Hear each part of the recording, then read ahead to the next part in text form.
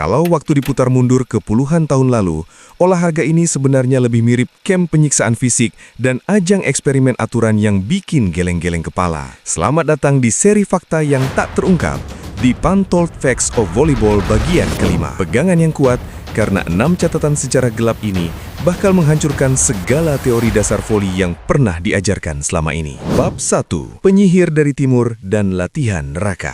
Fakta pertama akan membuka sisi paling gelap dari sebuah ambisi meraih medali emas. Semua orang tahu Jepang adalah salah satu raja voli Asia. Tapi, sejarah mencatat sebuah penyiksaan brutal di balik kesuksesan timnas putri Jepang pada Olimpiade Tokyo tahun 1964.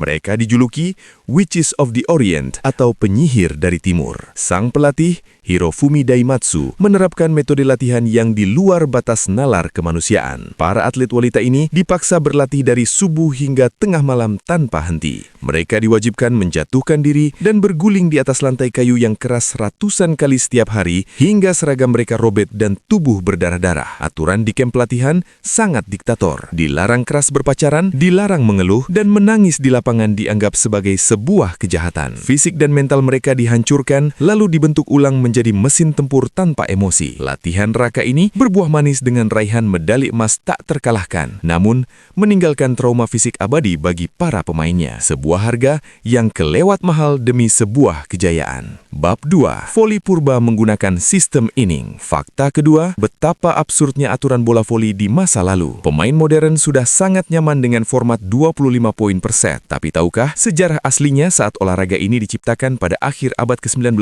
Percaya atau tidak, bola voli zaman purba dimainkan persis seperti olahraga baseball. Tidak ada sistem poin 25. Pertandingan dibagi menjadi 9 inning. Setiap tim hanya diberikan jatah 3 kali servis di setiap inningnya. Jika servis gagal atau bola mati, jatahnya hangus dan dihitung sebagai out. Bayangkan betapa anehnya pertandingan voli di masa itu. Penonton tidak bersorak menunggu poin kemenangan, melainkan menghitung inning yang terasa sangat lambat dan membosankan. Format konyol ini akhirnya dihapus dan diganti dengan sistem poin agar permainan memiliki tensi yang lebih masuk akal. Masuk ke fakta ketiga.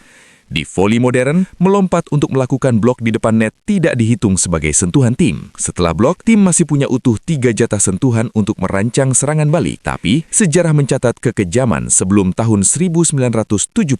Pada masa itu, tangan pemain yang menyentuh bola saat melakukan blok mutlak dihitung sebagai sentuhan pertama tim. Artinya, ketika seorang bloker berhasil menahan smash keras lawan yang mematikan, timnya dirampok oleh aturan dan hanya menyisakan 2 sentuhan lagi. Formasi menjadi sangat kacau balau karena libero atau setter harus langsung mengumpan bola secara darurat tanpa persiapan matang. Peraturan ini membuat tim yang bertahan selalu dalam posisi dirugikan, hingga akhirnya Federasi Dunia sadar dan mencabut aturan tersebut demi menyelamatkan ritme permainan. Bab 4. Konspirasi ukuran lapangan bola voli pantai.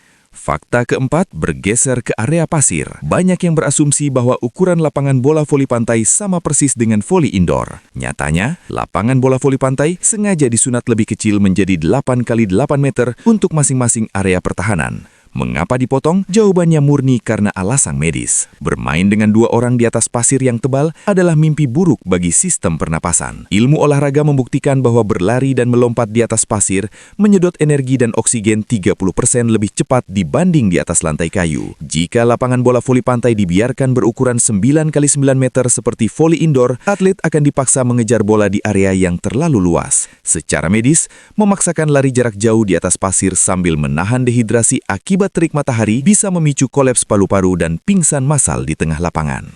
Pengecilan lapangan adalah sebuah konspirasi medis demi mencegah atlet mati kelelahan.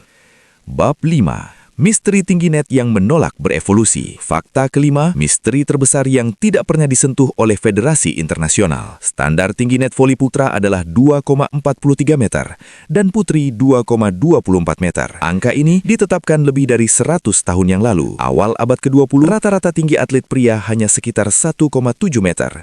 Tapi lihatlah sekarang, lapangan dipenuhi oleh monster dan raksasa dengan tinggi di atas 2,1 meter. Lalu mengapa federasi tidak pernah menaikkan net 1 cm pun? Jawabannya adalah ketakutan mengubah geometri olahraga. Menaikkan net berarti menghancurkan seluruh sistem aerodinamika servis dan sudut tajam pukulan smash yang sudah menjadi daya tarik utama olahraga ini. Federasi lebih memilih membiarkan para raksasa menghancurkan lantai lebih daripada harus merombak fondasi sejarah bola voli. Bab 6. Pancake save dan tumbal tulang jari. Fakta terakhir, mari membahas pengorbanan paling gila demi sebuah penyelamatan bola. Teknik pancake save seringkali terlihat sangat indah di kamera lambat. Tubuh melayang sejajar dengan lantai dan satu tangan menjulur lurus menempel di permukaan lapangan agar bola memantul tepat di atas punggung tangan. Di balik keindahannya, teknik ini adalah pertaruhan nyawa bagi tulang jari dan telapak tangan. Jika perhitungan waktu diving meleset sepersekian milidetik saja, atau posisi tangan tidak rata menempel di lantai, beban seluruh tubuh yang jatuh menghantam lantai akan langsung meremukan persendian jari-jari tangan.